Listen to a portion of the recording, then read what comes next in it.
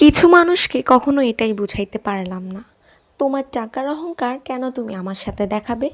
তোমার টাকার মালিক তো আর আমি হব না, তোমার বাড়ির মালিকও আমি হব না, তোমার ফ্ল্যাটের মালিকও আমি হব না, তোমার দামি গাড়িতে একদিন হয়তো আমি উঠতেও পারবো না, তোমার দামি দামি গহনাগুলো হয়তো আমি হাত দিয়ে ধরে দেখতেও পারবো না, তোমার বাসার দামি সোফাতেও বসা হবে না, তোমার এসি রুমেও কখনো ঘুমাতে পারবো না, তুমি কখনোই আমাকে একটা দামি পোশাক গিফট করবে না যেমন পোশাক তুমি পরো। তোমার টাকা আছে মানে তুমিই তো ভোগ করবেন, তাহলে তুমি কেন আমার সাথে টাকার অহংকার দেখাও?